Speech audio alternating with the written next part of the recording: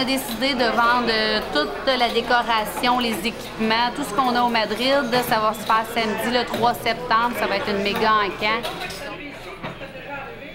Tout le monde a son histoire attachée au Madrid. Je me suis mariée au Madrid. Moi, j'arrêtais à chaque fois que je passais. J'ai rencontré ma femme au Madrid. Donc, chacun a son histoire. Chacun, ça va y prendre un morceau du Madrid. Donc, il faut s'attendre à beaucoup, beaucoup de monde. Moi, je venais ici en 1977, alors que j'étais une recrue des Forces armées canadiennes. Oui. Puis je venais de Sept-Îles, puis je montais à Valcartier après mon dépôt à Saint-Jean-sur-Richelieu. Puis on a arrêté ici au Madrid, c'est une institution. Le Madrid, pour nous, ça va être une très grande perte. C'est rare les gens qui rentrent pour la première fois, la plupart. Et moi, ça fait longtemps que je suis pas venue. Là, on commence à tomber dans le décompte des gens qui vont venir pour la dernière fois. Il y a des gens qui passent sur l'autoroute 20 au mois, aux 2 mois. Puis là, ils rentrent, puis ils disent, là, c'est la dernière fois que je viens, là, mais ça fait 20 ans qu'ils arrêtent, eux autres, là. Imaginez-vous toutes les associations de motos qui se donnent rendez-vous ici au Madrid pour prendre un drink ou un repas, puis après ça, se déplacer vers leur destination. Je vais vous le dire, là, depuis les 30 dernières années, là, il y en a passé des motos ici, puis il y en a passé des gens ici, c'est incroyable.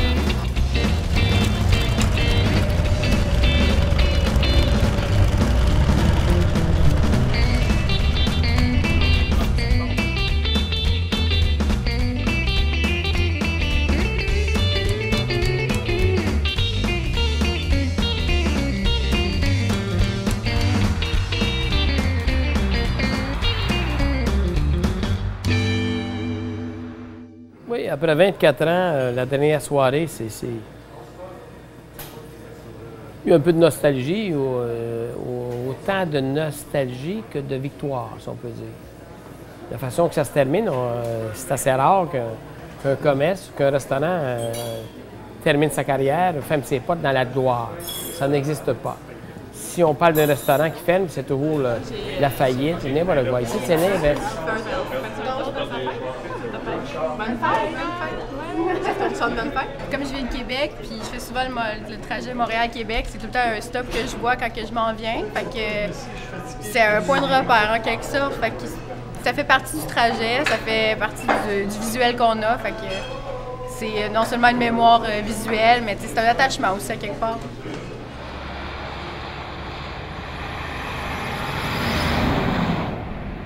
Le genre de restauration qu'on opère ici, présentement, c'est appelé à la disparition, ça.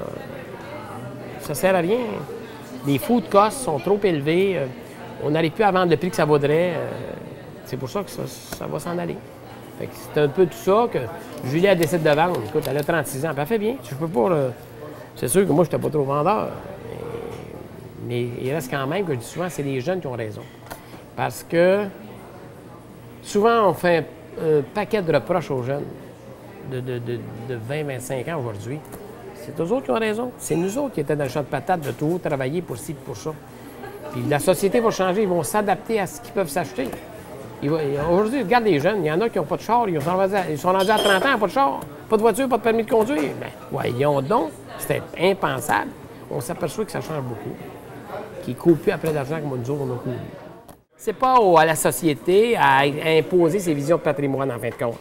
Les gens en haut doivent avoir assez de maturité pour faire la part des choses et garder un grand respect pour ce qui a de la valeur pour un peuple, pour une province, pour les touristes. Aujourd'hui, si on n'a pas voulu le garder au Madrid, moi, j'y peux rien. Mais c'est sûr que c'est une grande perte pour la société québécoise. C'est pas une perte pour Richard Harel, pas se tromper avec ça. Moi, je vais continuer mon chemin et oublier ça. Mais c'est une grande perte pour la province, parce que si tu fais Québec-Montréal, ce qui différencie Québec-Montréal entre Montréal-Toronto, fais Montréal-Toronto, il n'y a rien qui dit qu'il y a de quoi de spécial. Tu fais Québec-Montréal, là. Tu fais Toronto-Halifax, parle au monde. C'est encore ici qui fait la différence. Oui, donnez-nous quelque chose de différent. Là, ils vont y penser, mais je ne sais pas, il n'y a pas quelque chose, tu les mets sur la traque, ils vont dire, oui, on passe là. Une fois par année, une fois par 2 ans, une fois par 5 ans ou 3 fois par année. Puis c'est ça qui est un peu dommage. Mais moi, écoutez, je ne peux pas rien faire là-dedans.